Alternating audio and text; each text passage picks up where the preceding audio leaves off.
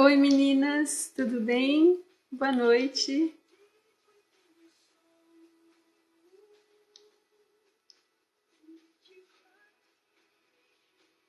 Antes da gente começar, eu quero que vocês me digam se a música tá muito alta. Vocês podem me responder?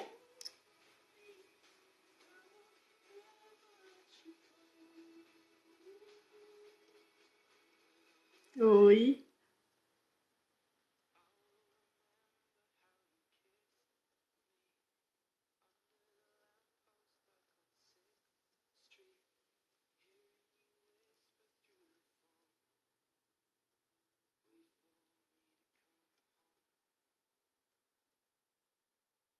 Vocês estão ouvindo a musiquinha ao fundo?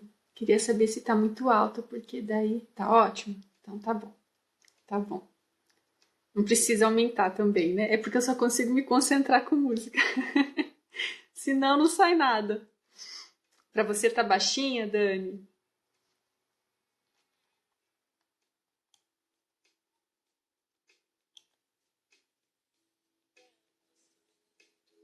Aumentei um pouquinho só.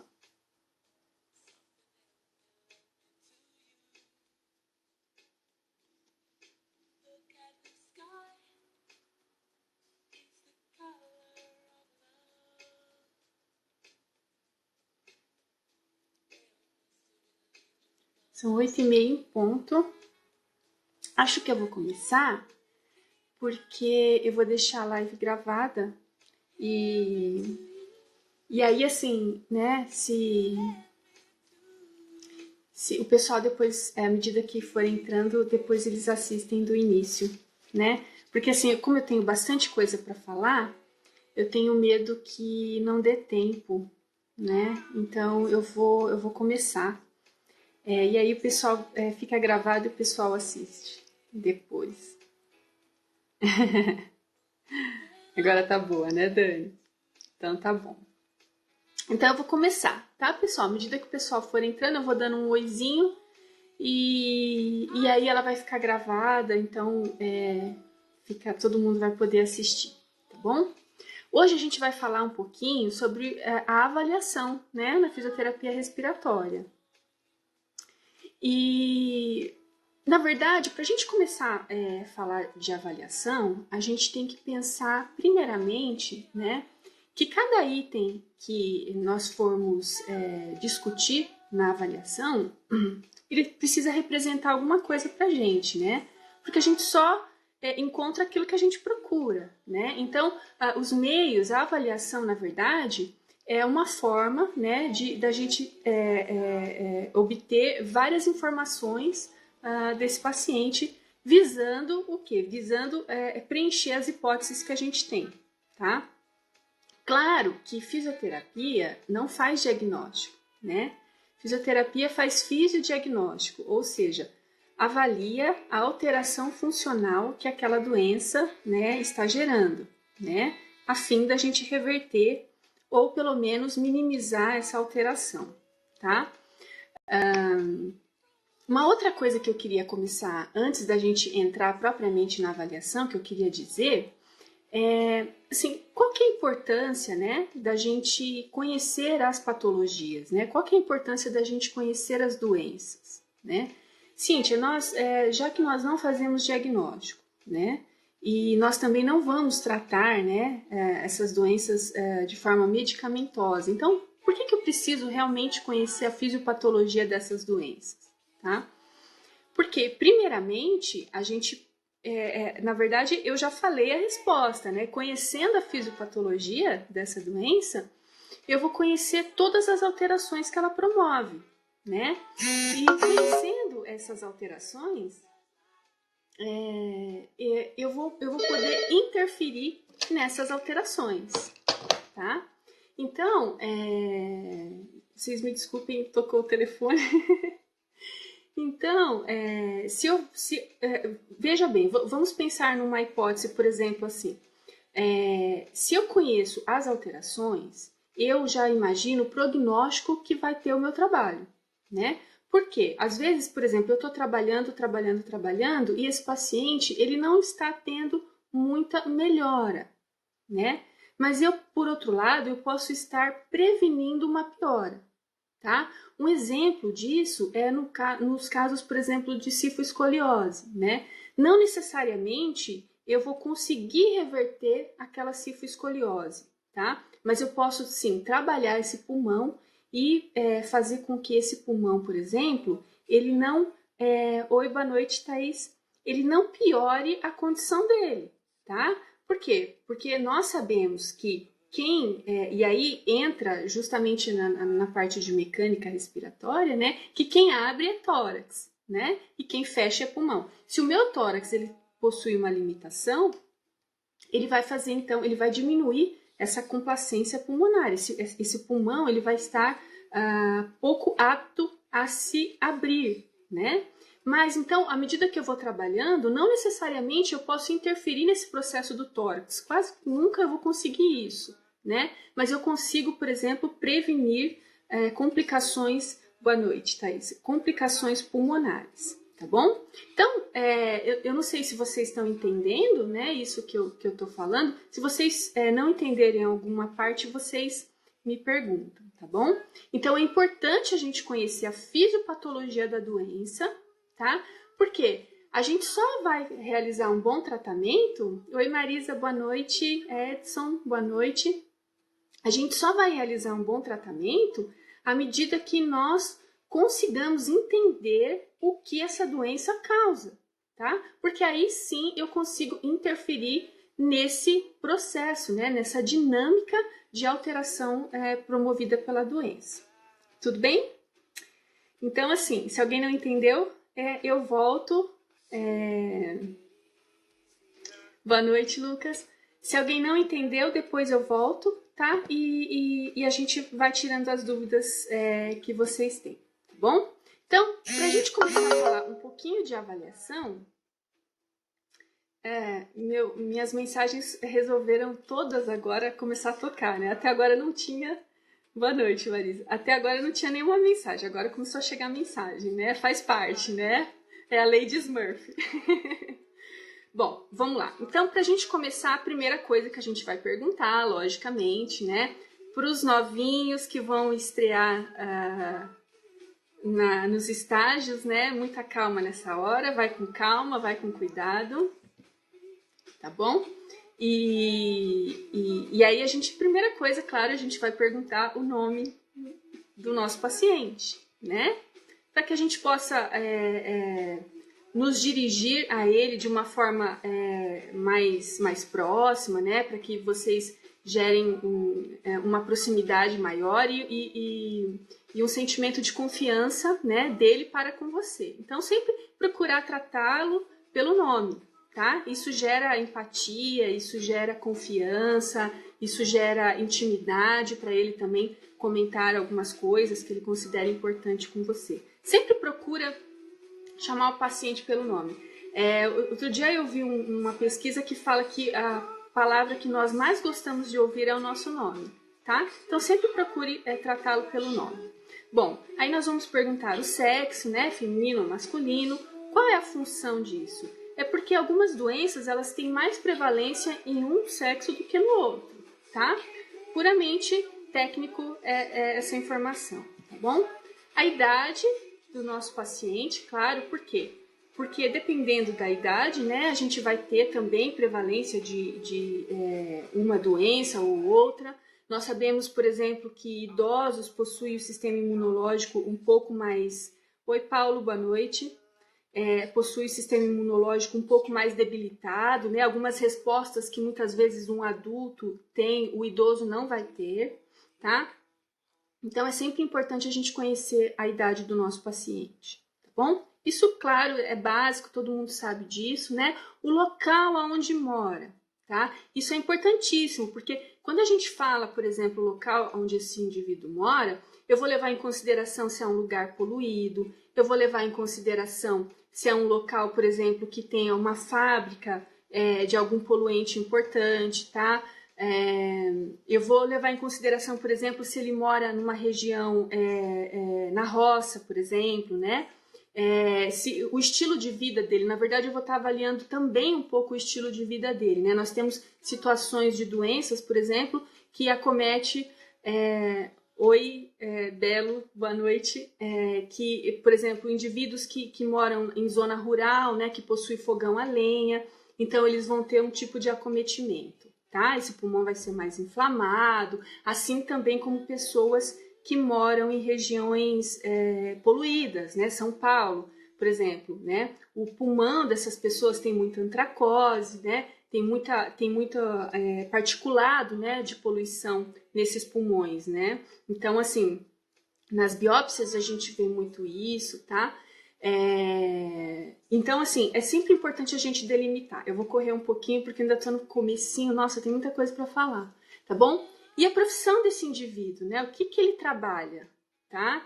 Se ele trabalha, de repente, como eu estou falando, né? De repente ele trabalha numa agricultura de cana, em que eles colocam fogo lá na cana, né? No final, depois da colheita. Então, ele inala toda aquela fuligem. Às vezes ele trabalha numa fábrica com muita temperatura. Às vezes ele trabalha numa pedreira, né?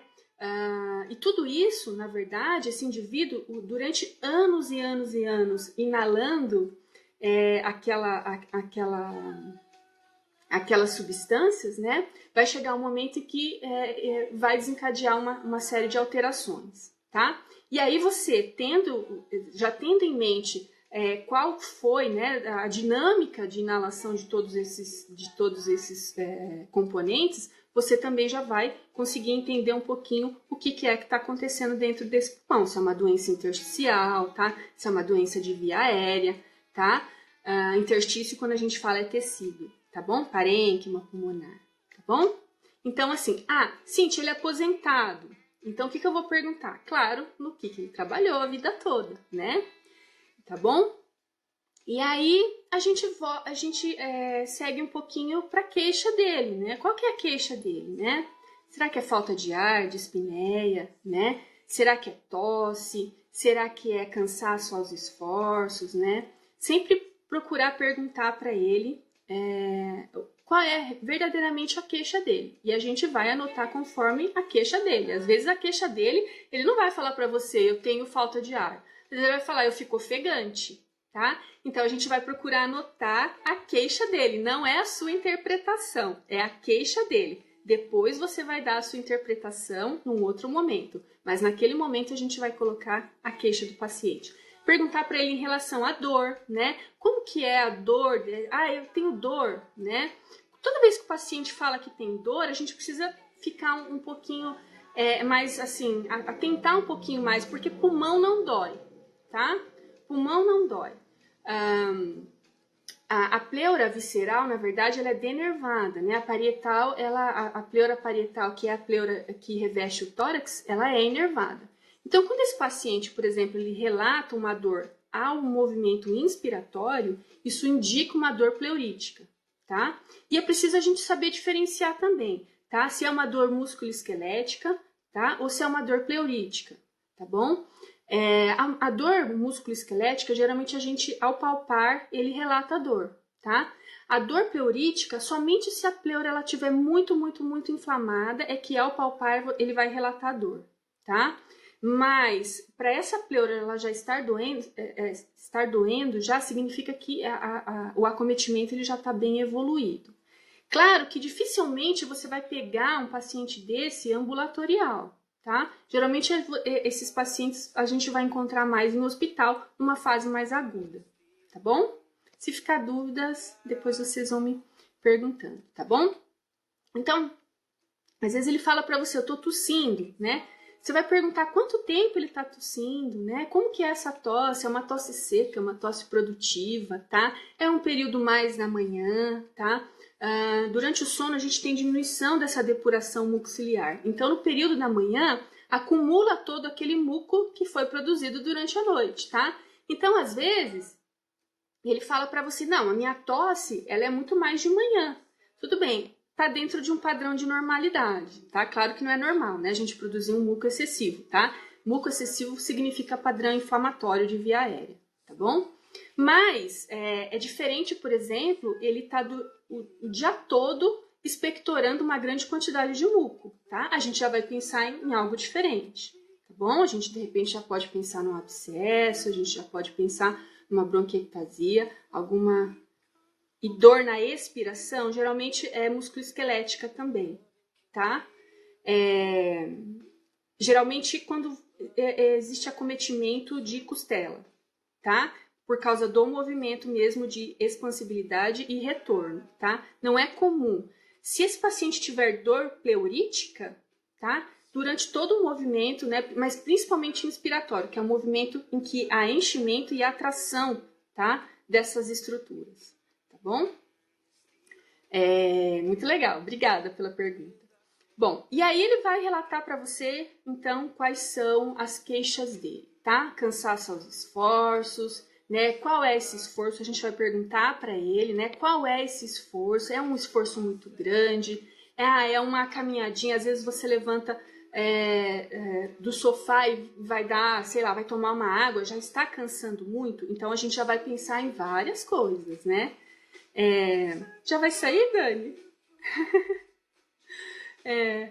Ah, não, foi a Dani. Eu achei. Ah, desculpa, eu achei que tivesse sido outra pessoa que perguntou. Tá bom, Dani. Não, a Dani não vai sair, fui eu que confundi. Tá onde eu estava? Ah, tá. No cansaço aos pequenos esforços. Isso pra gente diz muita coisa, tá? Então a gente já começa a fechar, na verdade, o que pode estar acontecendo com esse paciente, tá bom? E como nós vamos interferir nisso, né? Uma coisa que eu quero chamar a atenção de vocês, gente, é o seguinte: para os novinhos, para os inexperientes, quando a gente começa a conversar com o paciente, ele geralmente se empolga, né? Ele gosta de conversar. E aí ele vai lá na lua, né? Aí ele vai há 20 anos atrás, ele vai há 10 anos atrás, ele vai para uma situação que marcou a vida dele. Gente, traga ele de volta, traz ele para a Terra, tá? O tempo todo direcionando ele para aquilo que você está buscando, para aquilo que você está perguntando, realmente a sua hipótese. Não deixe ele ficar divagando muito, tá? Seja objetiva nas suas perguntas, objetivo nas suas perguntas. Mas uma coisa que eu quero alertar vocês é o seguinte: não induza a resposta do paciente, tá? Nunca induza a resposta. Então, você sempre vai dar a opção para ele, sim ou não. Dói? Sim ou não? Nunca a gente vai falar assim para ele, dói, né?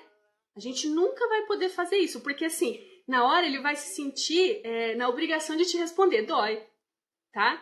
Então, sempre procura, no momento em que você está avaliando seu paciente, ser o mais neutro possível. Tenha objetividade naquilo que você está perguntando, porque você sabe o que você está buscando, tá? Mas nunca induza a ele a que ele responda o que você quer, tá bom? Não caia nesse erro, tá bom? Então, sempre trazer ele para a Terra, né? Porque ele começa a viajar, ele começa a ir para o espaço, né? No tempo, tal. Ele quer contar tudo para você, traz ele, tá? Vai afunilando essas informações para você conseguir fechar o seu raciocínio, tá bom?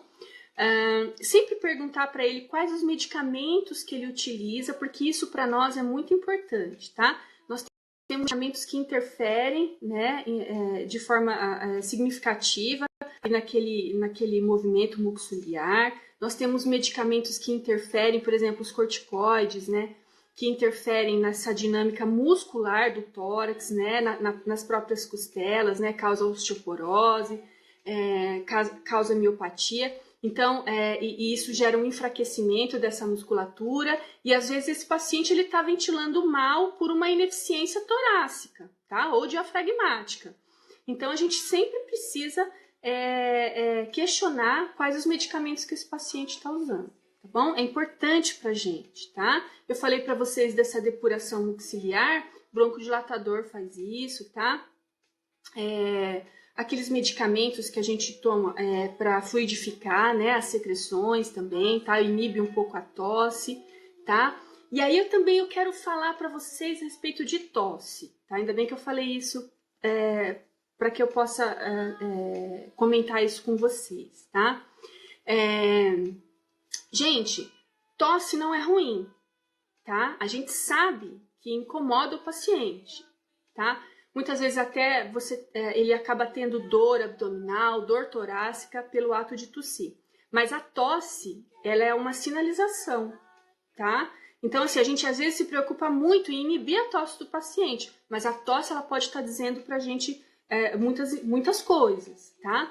Por exemplo, nós temos alguns receptores que são chamados receptores J no interstício, tá? Ali naquela região alveolar. Muitas vezes, isso vai acontecer, vocês vão perceber muito, dificilmente isso vai acontecer no ambulatório. Às vezes pode acontecer, tá? Às vezes você está tratando de um paciente, tá? E de repente ele começa a apresentar uma tosse seca do nada, tá? Ele é um idoso, tal, não está tendo febre, né? Você observou que ele aumentou um pouquinho a frequência respiratória dele, sempre avalie a frequência respiratória e a frequência cardíaca, tá? Temperatura de paciente também. Eu vou falar sobre isso. Mas você percebeu que ele aumentou um pouquinho a frequência respiratória dele. Ué, mas não está acontecendo nada. Mas esses receptores J, que estão ali no interstício, que estão ali naquele parênquima pulmonar, eles já captam qualquer alteração que tem ali. Então, às vezes, você teve, esse paciente, ele teve, por exemplo, uma congestão ali, aquele vovozinho que tem uma insuficiência cardíaca e teve uma congestão ali naquele capilar e ele extravasou um pouquinho de líquido já para esse alvéolo. Esses receptores J, eles captam, antes de qualquer coisa, esse indivíduo ele começa a tossir. E aí você fala assim, nossa, por que ele está tossindo? Aí você vai lá, ausculta ele, e não vê nada significativo, né, na ausculta. Mas ele continua tossindo essa tosse seca. Alerta, tá? De repente pode ser, como eu falei, uma insuficiência cardíaca ou pode ser já uma pneumonia se instalando nesse paciente. Lembrando que idoso não tem febre, tá? Justamente por essa diminuição do sistema imunológico já que ele já tem. Ele já tem esse sistema imunológico mais debilitado, tá bom? Então, presta atenção, né? Se você vem observando a frequência respiratória dele e geralmente a frequência respiratória, já linkando com esse dado para você, geralmente é de 12 a 16, né, no adulto. E você percebeu que, sei lá, ele vinha mantendo uma média lá de 16 e de repente ele está 18.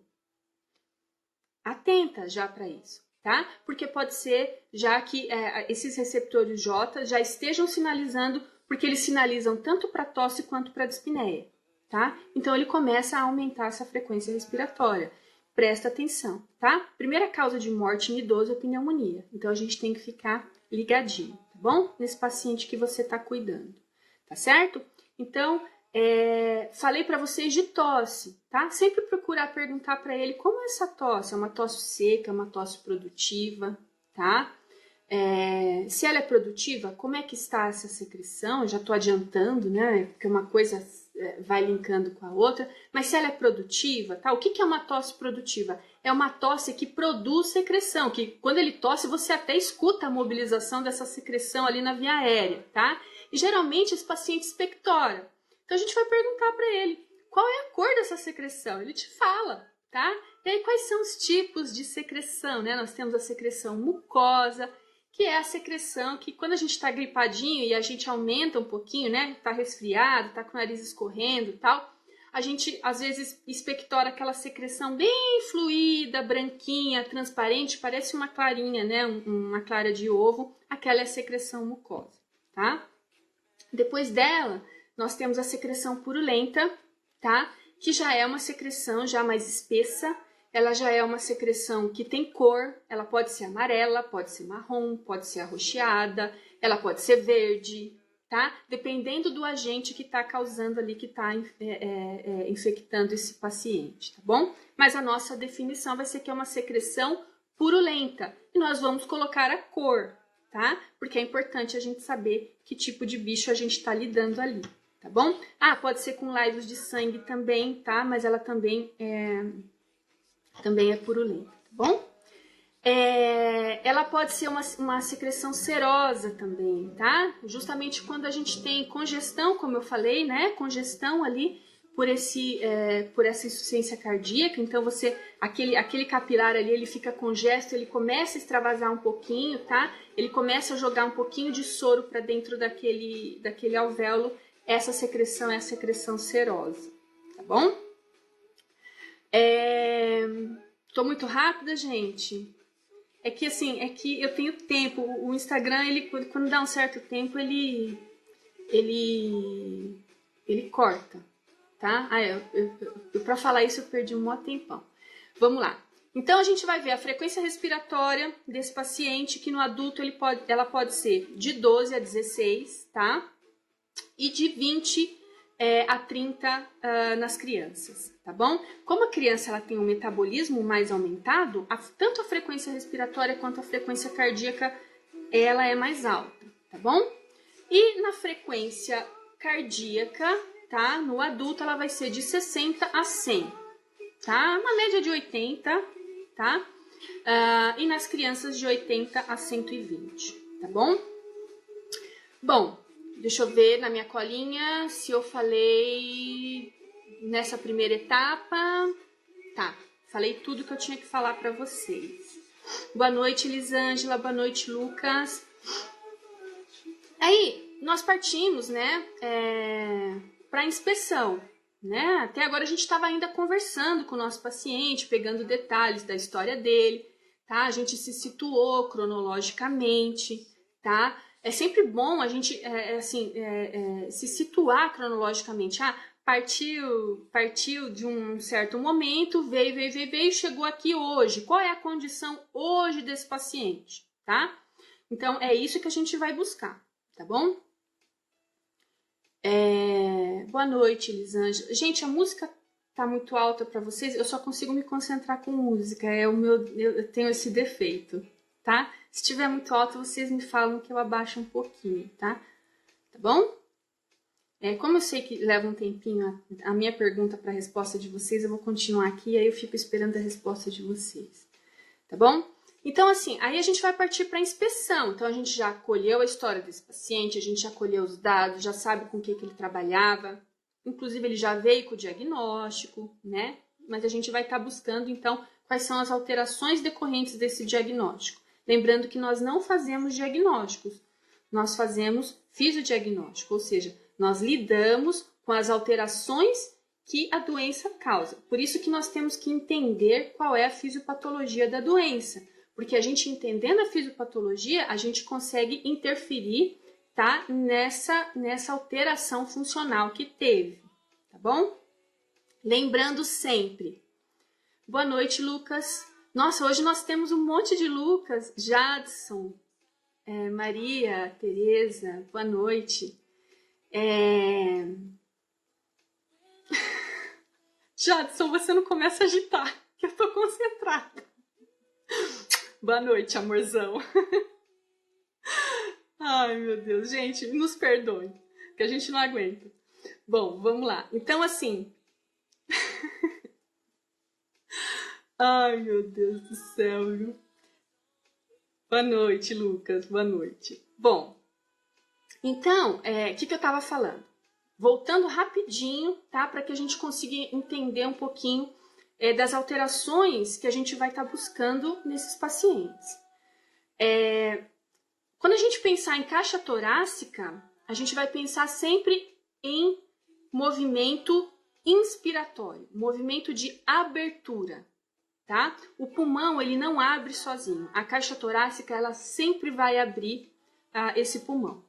E quando eu pensar em expiração, eu vou pensar sempre em pulmão. O pulmão, através do recuo elástico das fibras elásticas, ele retorna sozinho para sua condição, tá? Então, caixa torácica abre, pulmão fecha. Essa dinâmica, ela não se altera. Você pode... Gente, quanto coraçãozinho lindo! Obrigada. Você pode fazer o que você quiser, que você não vai alterar isso, tá? A fisiopatologia das doenças justamente altera isso, tá? Então é por isso que a gente tem que conhecer o que é fisiológico, o que é normal, tá? Para que a gente consiga entender o que nós vamos conseguir fazer, tá bom?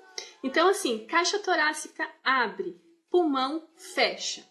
E aí, a gente começa a avaliar, a gente começa a inspecionar, a gente começa a olhar esse paciente. Como é que é esse tórax dele? Né? De repente é um tórax sifoescoliótico, né? Se ele é um tórax sifoescoliótico, ou seja, é um tórax que ele está em fechamento, né? Para quem não sabe o que é o tórax sifoescoliose, a cifose é aquele corcundinho, né? É o meu malvado favorito lá, tá? E aí a tendência desse tórax é sempre fechar. Veja, se o meu tórax, que fisiologicamente tem uma tendência a fechar, ele está, que fisiologicamente ele tem uma tendência a abrir, ele está fechado, como é que vai ficar a expansibilidade desse pulmão? Então, eu começo a pensar nisso, tá? Então, eu começo a analisar em que eu vou atuar, como eu vou atuar. Eu vou ter que trabalhar de uma forma em que eu sempre procure estimular esse pulmão a abrir. Cíntia, você vai conseguir interferir nesse tórax sifoescoliótico? Talvez sim, de repente, se for uma criança, eu consigo ainda interferir, eu consigo alongar essa musculatura, esses ossos ainda têm uma certa complacência, eles ainda têm uma tendência a uma plasticidade, né? Ele consegue ainda moldar, tá? Mas se é já um idoso, se é um adulto, já dificilmente você vai conseguir interferir nisso, tá? Então é isso que eu preciso entender. Tá? Porque às vezes você está trabalhando e o seu resultado fala, mas eu não mudo nada nesse tórax. Tá, mas nem que você esteja trabalhando essa expansibilidade pulmonar, você vai estar prevenindo muitas coisas, por exemplo, pneumonia, tá? Você vai estar atelectasia, você vai estar prevenindo uma hipoventilação, tá? Então, um aumento de espaço morto, tá bom? Então, assim, é preciso sempre conhecer o que é normal, o que é fisiológico, para que a gente consiga pegar a fisiopatologia e ver em que elas estão conflitando, tá? Em que a fisiopatologia está alterando o que é normal. E aí sim nós vamos trabalhar, tá bom? Não sei se ficou dúvida, se tiverem dúvida vocês vão me perguntando, tá bom? Então aí eu vou olhar o tórax desse paciente, é um tórax em barril, tá? O que é o tórax em barril? É aquele tórax, geralmente é o DPOC, né? Porque ele é hiperinsuflado. Então, ele possui esse diâmetro antero-posterior aumentado, tá? A gente falou isso no curso de reabilitação pulmonar. Eu vou falar isso também no curso de fisioterapia respiratória, tá? Mas quem tiver impossibilitado de fazer, então, esse tórax em barril, ele é um aumento do diâmetro antero-posterior, tá bom? E aí eu vou, por exemplo, é um tórax em sapateiro, né? É um tórax sifoescoliótico, como eu falei para vocês. Enfim, esse tórax ele vai te dar uma dimensão de como está esse processo inspiratório desse paciente, tá bom? Por quê? Porque tórax abre. A gente sempre vai pensar nele dessa forma. E aí eu estou olhando o meu paciente, né? O que eu vou olhar também? Eu vou olhar a musculatura acessória dele. Então aí eu preciso conhecer quais são os músculos acessórios, esternocleidomastoide, escaleno, tá? Trapézio. Como é que tá essa musculatura acessória? Ela tá hipertrofiada? Isso já me diz alguma coisa também, tá? Porque musculatura acessória, gente, nós só utilizamos quando a nossa ventilação minuto está muito alta.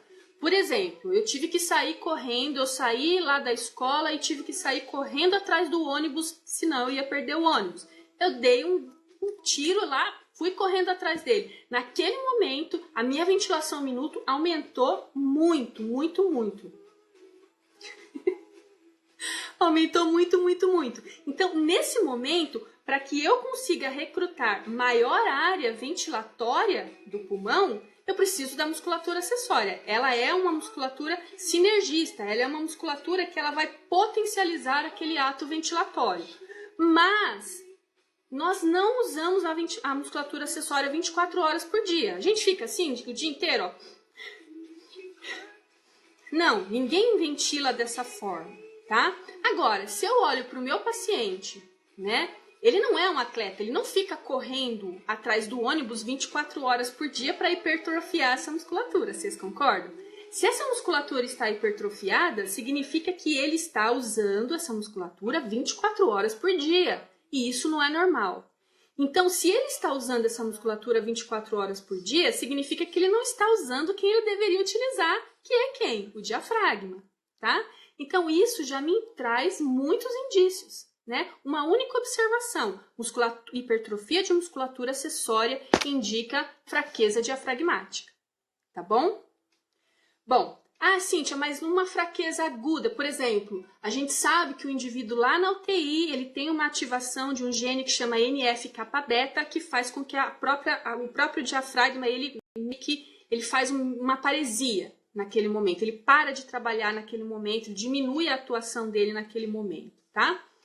Cíntia, vai hipertrofiar a musculatura acessória? Não, não vai, tá? Então, assim, não dá tempo para esse paciente, se ele tiver, naquele momento, uma diminuição da atuação do diafragma, provavelmente ele vai entrar num quadro de insuficiência respiratória e ele vai ter que ser entubado, tá bom? Então, assim, essas alterações que eu estou falando, elas são crônicas. Esse indivíduo, ele já ventila utilizando musculatura acessória durante um bom tempo, tá bom? Então, quando eu olhar esse paciente, eu vou ver esse paciente com musculatura acessória hipertrofiada. Tudo bem? Bom, aí nós vamos observar o padrão respiratório dele, tá? O indivíduo que ele utiliza, por exemplo, a musculatura acessória, ele tem um padrão mais apical de ventilação, tá? Dificilmente você vai ver ele utilizando o diafragma, né? Justamente porque esse diafragma, ele tá com a função diminuída, tá? Então, esse padrão ventilatório, ele também vai me dizer, na verdade, ele meio que vai me confirmar a dúvida, tá bom? Então, sempre assim, o que eu estou encontrando, o que eu estou vendo, correlacionando, tá? Com a minha hipótese e com a fisiopatologia da doença. Sempre assim. O nosso raciocínio tem que ser assim, tá? Eu não posso ter uma informação, ele tem isso, ele tem uma pneumonia. Tá, o que a pneumonia faz? Eu preciso entender qual é a alteração funcional que essa pneumonia faz. Tá? Ela diminui a área de troca, ela diminui a expansibilidade pulmonar, ela aumenta a resistência da via aérea, então esse paciente ele tem que fazer mais força para ventilar, tá? Ele tem que aumentar o trabalho ventilatório dele, tudo isso, tá? Já vai passar pela minha cabeça a hora que eu escuto um único diagnóstico, tá? É isso que a gente tem que saber, tá bom? Eu bato muito nessa tecla assim, porque senão nós apenas somos técnicos, tá? A gente não consegue elaborar direitinho o nosso tratamento. Então a gente tem que conhecer a fisiopatologia e tem que conhecer a alteração funcional que a doença causa, tá bom? Bom, então eu falei dos padrões, né, do padrão respiratório, se é mais apical, se é mais diafragmático, também vai servir, na verdade, para confirmar a nossa hipótese, tá? Presença de tiragem. Eu não sei se todo mundo sabe o que é tiragem, mas eu sempre explico assim, né? Eu brinco com os meus alunos o seguinte: se você não sabe o que é tiragem, agora você vai lembrar o que é tiragem. Toda capa de revista, né, que tem uma mulher linda, maravilhosa, biquíni, ela está com certeza murchando a barriga e você consegue saber se ela está murchando a barriga. Por quê? Porque você olha no gradil costal dela, você vê assim, assim como se estivesse chupando para dentro assim o gradil costal, né? A musculatura ali, os intercostais, eles estão todos para dentro ali. Por quê? Porque naquele momento ela está fazendo uma inspiração. Ela está murchando a barriga. Falou de mulher, a gente entende, né, Dani? Então, assim, quando você olha aquela foto, gente, você consegue saber se essa mulher tem barriga ou se ela não tem barriga, se ela está murchando essa barriga. Por quê? Porque se ela está murchando a barriga, ela está fazendo uma inspiração com uma pausa inspiratória e ela está apresentando tiragem. Aqueles espacinhos, né? Aquele que a gente chama de abaulamento, tá? Isso aí é um abaulamento. Esse abaulamento significa o quê? Que há pressão negativa naquele local. Então, ela está fazendo um ato inspiratório e está segurando. Ela está mantendo aquela pressão negativa, tá? Mas para nós, quando eu olho o tórax desse paciente e ele não está tirando foto, ele não está na capa da revista, mas eu estou vendo tiragem ali, tá? Significa o quê? que o organismo dele, que o tórax dele, numa tentativa de expandir aquela região, está fazendo pressão negativa, tá? Isso é um indicativo isso é um indicativo de diminuição do volume pulmonar naquela região, tá? Significa que aquela região não está expandindo adequadamente, tá? Não é ele que está fazendo uma inspiração, gente, entenda. Eu brinquei com a capa da revista só para vocês lembrarem o que é tiragem.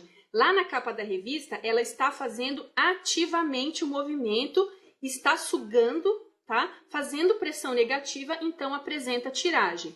No nosso paciente, ele não vai estar fazendo isso. Nós vamos olhar o tórax dele e nós vamos ver aquelas regiões tudo chupadinha para dentro, ali, aqueles abaulamentos, tá? Isso é tiragem. Significa que naquela região existe um excesso, entre aspas, de pressão negativa. Oi, Ibraesp. Ibraesp é o Sidney que controla essa página. Se for, me dá um oi. O Sidney é meu ex-aluno, tá, gente? Me ajudou muito no mestrado. Um beijo para você, Sidney. Se não for o Sidney, você manda um beijo para ele, Ibraesp. Então, sim. Ai, Sidney, obrigada. Então, o que eu estou explicando? A respeito da tiragem. Significa, então, que essa região ela está pouco... Beijo, Sidney. Saudade, viu? Que ela está pouco ventilada, tá? Então, o tórax dela, numa tentativa de diminuir aquela pressão, tá? A fim de trazer mais ar para aquela região, a gente sabe que o processo de ventilação, ele requer uma pressão negativa. O que é uma pressão negativa? Se aqui na nossa pressão atmosférica nós temos 760 milímetros de Hg, o meu pulmão ele vai ter que, a pleura, né, através desse movimento diafragmático de abaixar, tá? Vai fazer com que essa pressão intrapleural, essa pressão intrapulmonar, ela se torne menor do que a pressão atmosférica. Isso é chamado de pressão negativa, tá? Então, naquele local ali, onde apresenta essas tiragens, tá? Ele está tentando sugar o ar, é como se ele estivesse fazendo um vácuo o tempo todo, tentando trazer ar para aquela região. Então, significa que essa região está pouco ventilada, tá bom? Isso aí a gente também vai observar na inspeção desse paciente. Bom, e aí eu vou ter eu vou fazer a cirtometria, né? Eu já começo a intervir diretamente nesse paciente, né? Então, eu vou pegar os diâmetros axilar, tifoidiano, tá? Abdominal, diafragmático, né? E eu vou ver como é que está a expansibilidade desse tórax, né? Se é um indivíduo mais idoso, essa expansibilidade, né, essa variação, esse delta, ele vai estar menor, tá? Agora, se é um indivíduo mais jovem, né, um atleta, enfim, ele tem complacência torácica, então é normal que nós encontremos uma variação, às vezes, até de 3 centímetros da ins para ex, tá?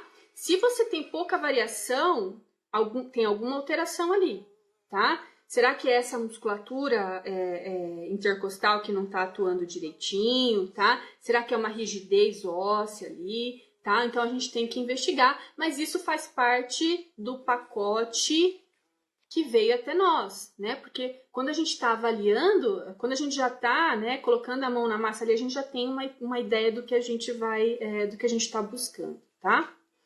Bom, e aí eu já expliquei a respeito da tosse, né? Já comentei com vocês. Avaliar sempre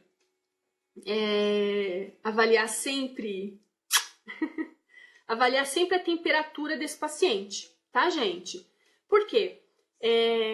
Às vezes o paciente, por exemplo, um paciente DPOC, né? A gente sabe que ele descompensa muito fácil, né? E assim, ontem você saiu, ele estava bem, estava legal, tal. Hoje ele já mudou o tempo, tá? Ele já descompensa, às vezes ele já faz infecção, ele faz hipoxemia, né? Já descompensa, chega para você com uma febrinha, tal. Você já tem que ficar ligado, tá? Então, assim, temperatura, frequência cardíaca, frequência respiratória, pressão e saturação, gente, todos os dias, tá? Todos os dias, na entrada e na saída do paciente. A gente só libera nosso paciente quando os sinais vitais dele estiverem adequados, tá? Estiverem dentro do padrão de normalidade, tá? Não me vai deixar o paciente sair descompensado da sua clínica que você vai ter problemas, tá bom? Então, sempre avaliar no começo e no final. Saturação é um parâmetro importantíssimo para nós, tá? Porque ela indica o quanto, né, daquela hemoglobina, do quanto daquelas hemácias estão carregando oxigênio, tá? O padrão normal de saturação é de 95 a 98, tá? Não muito. Boa pergunta, Lucas, porque assim, eles, né, confundem muito, né, eles têm pouca expansibilidade mesmo, não é muito confiável não, tá? Seria para um paciente não obeso, tá? Você não vai ter muita expansibilidade no paciente obeso não, tá? Ou existe uma forma melhor? Não, assim, na verdade, a cirtometria, ela é um parâmetro mais, assim, de comprovação, tá? Ela não vai te mostrar grandes coisas, né? Por exemplo, você pega um tórax cifoescoliótico, você já sabe que ele tem diminuição, né, de complacência. Então, assim, é aquela coisa, a cirtometria ela só vai comprovar o que você já sabe, né? É que assim, quando a gente é estudante, a gente faz etapinha por etapinha, porque assim, a gente tem medo, né, de não fazer a coisa certa, assim. Mas, na verdade, ela é um parâmetro de comprovação, tá? Ou, às vezes, também assim, eu vou fazer um trabalho em que eu vou avaliar a alteração dessa expansibilidade torácica, né? Aí, sim, você vai lá e relata, tal. Mas, assim, não é imprescindível, tá? Dificilmente eu faço cirtometria no meu paciente, tá? Até porque, assim, a forma como você vai trabalhar também, você vai trabalhar com aumento de ventilação, dependendo do caso, se for uma fibrose, se for um aumento uma diminuição de complacência torácica, você vai fazer exercício, vai ventilar esse paciente, né? Fazendo exercício mesmo ativo. Então a cirtometria não vai modificar o padrão do seu trabalho, tá? Mais ou menos isso que eu quero te passar, tá bom? Não sei se eu consegui responder. Então, assim, a temperatura, às vezes atendo pacientes obesos com DPOC e acho complicado. O DPOC, por si só, Lucas, ele já tem uma diminuição dessa mobilidade torácica, tá? Por si só, pela fisiopatologia da doença. Por quê? Porque ele é um paciente hiperinsuflado. Então, ele não desinsufla. Lembra que eu falei que pulmão, ele sempre volta e o tórax sempre abre? Se esse paciente é um paciente DPOC, esse pulmão dele está hiperinsuflado. Se ele está hiperinsuflado, ele não volta, tá? E não é o tórax que volta, tá? É o pulmão que volta. Então, se o pulmão está hiperinsuflado, o pulmão não vai voltar. Então, quando você fizer a ex, como ele não desinsufla, tá bom, Sidney, beijo. Como ele não desinsufla,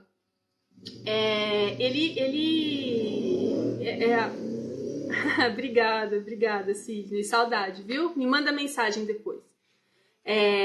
Como ele não desinsufla, o tórax ele não retorna, porque quem retorna é o pulmão. Como ele não desinsufla, você não tem esse delta, essa variabilidade, entende? E nem para INS, né? Porque ele já está hiperinsuflado, então assim, você não vai conseguir acrescentar tanto volume nesse pulmão mais do que ele já tem, tá? Quanto à volta, o retorno, então, esquece, né? Ele é um paciente obstrutivo, ele tem secreção ali na via aérea, então ele não desinsufla, tá? Tá bom? Não sei se eu respondi a sua pergunta. Paciente DPOC, você não vai ter quase alteração em cirtometria, não, tá? Se tiver, é um achado, assim, não tem, tá bom? Vamos lá. Então, eu estava falando para vocês da temperatura do paciente, né? Sempre, antes, depois, tá? Sempre procurando deixar esse paciente numa condição estável, tá? Não abandone o seu paciente, tá bom, gente? Vocês estão entendendo, meus amores? Eu tô falando meio rápido, eu tô com medo de não dar tempo do Instagram me cortar aqui, tá?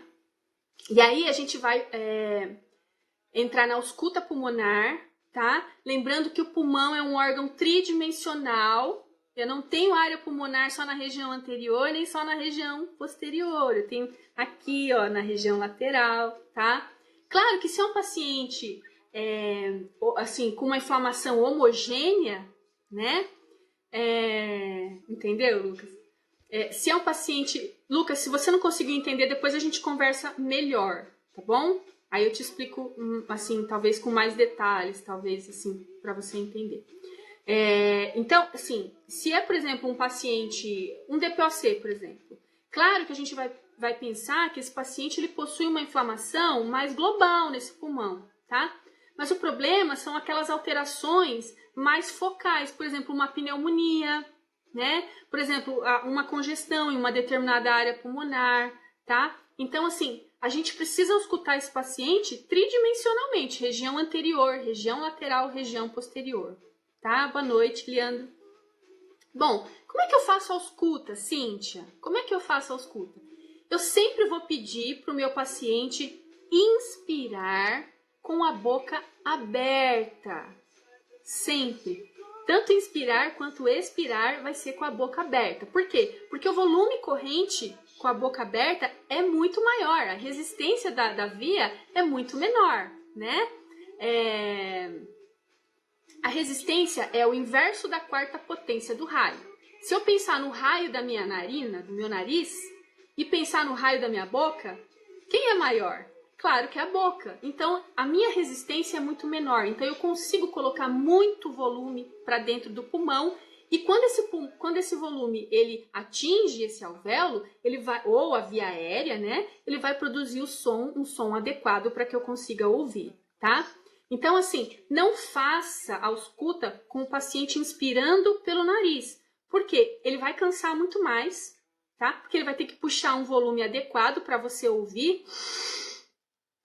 E a resistência é muito maior. Então, a ausculta é sempre o paciente puxando o ar pela boca, porque a resistência é menor, ele desloca um volume muito maior de ar para dentro do pulmão, e esse ar, ao entrar em contato ou com esse alvéolo, ou com esse brônquio, com a secreção, que ele encontrar ali, ele vai produzir um som. E aí a gente cai nos sons, né, que a gente espera encontrar na ausculta. Qual é o som normal? É o murmúrio vesicular, presente, né? Como é que eu descrevo? Murmúrio vesicular presente, sem alterações. É aquele som, né? Que se a gente colocar um esteto aqui, a gente vai ouvir. É um som mais grossinho, tá? O ar entrando ali em contato com as paredes pulmonares, né? Com a via aérea e tal. Então, esse é o murmúrio vesicular sem alterações. Depois do murmúrio vesicular, eu tenho o quê? Eu já entro nos sons patológicos, né? Aí eu vou encontrar o quê? O ronco. E o ronco, ele nada mais é do que secreção em grandes vias aéreas, tá? A gente sabe que as vias aéreas, elas vão se dividindo, né, dicotomicamente, cada via aérea se torna duas e por, né, como que eu vou dizer? Por conseguinte, elas vão se dividindo, tá? Até chegar nos bronquíolos, na via aérea terminal, né, no bronquíolo terminal, no bronquíolo respiratório e o alvéolo, né? A gente chama de bronquíolo terminal, mas depois do bronquíolo terminal ainda tem o bronquíolo respiratório, tá? E depois o alvéolo. Bom, quando eu tenho roncos, tá? Significa que eu tenho secreção em vias aéreas de grande calibre, tá? E aí, mas Cíntia, quando essa secreção já está numa via aérea um pouquinho menor, como que vai ser o som? Vai ser o estertor subcrepitante, tá? Significa que eu tenho secreção em pequenas vias aéreas. O fluxo nas vias aéreas de pequeno calibre, ele é um fluxo mais lento. Então, o som que ele produz é um som, assim, de estourar de bolinhas, tá? Então, esse é o estertor subcrepitante.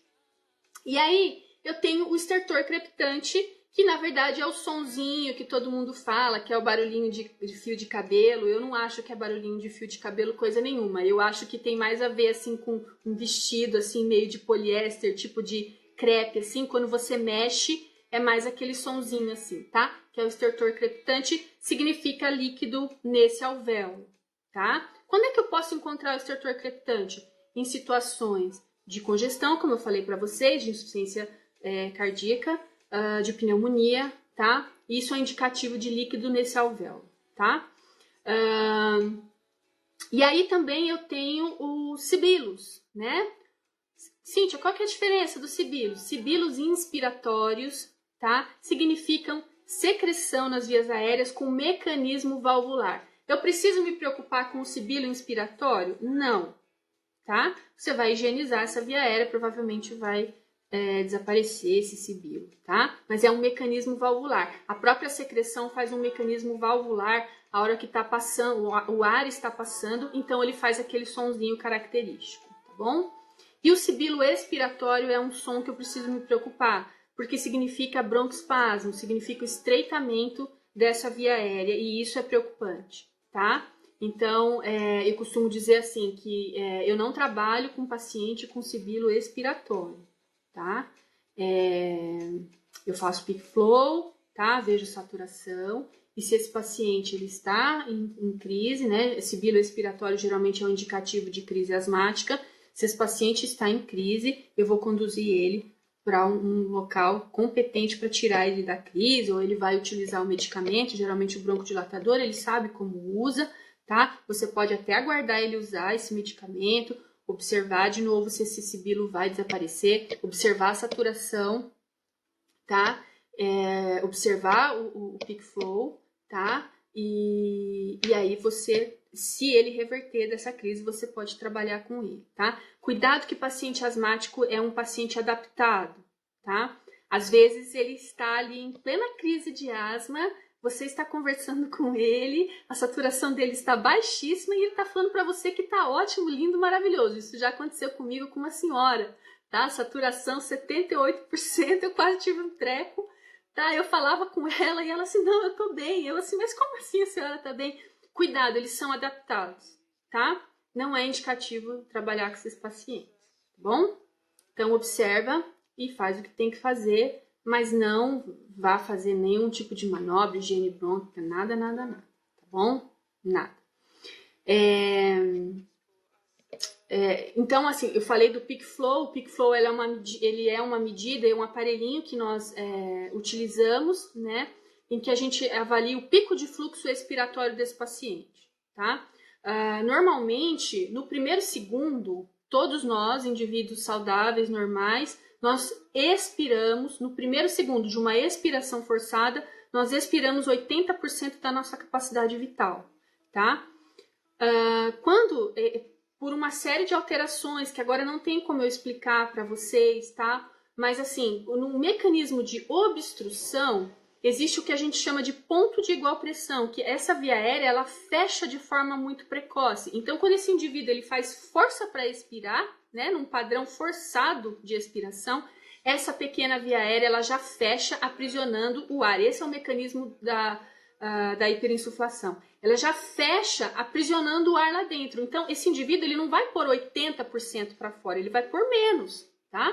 Por quê? Porque não dá tempo, a via aérea ela fecha muito rapidamente, tá bom? Então, isso é o que a gente chama de padrão obstrutivo. E esse é o mecanismo da asma também. Naquele momento, ele não está conseguindo colocar o ar para fora, tá? Porque essa via aérea está fechada e esse indivíduo ele vai morrer se não conseguir reverter essa crise, tá bom? Então, assim, eu já estou terminando, né, com vocês, aí eu vou deixar aberto se vocês quiserem fazer perguntas, mas esses parâmetros, eles são, assim, importantíssimos para que a gente consiga ali traçar nossa, falta 30 segundos, gente, vai acabar. Para que a gente consiga traçar um fisiodiagnóstico. Eu volto, vai fechar, eu volto.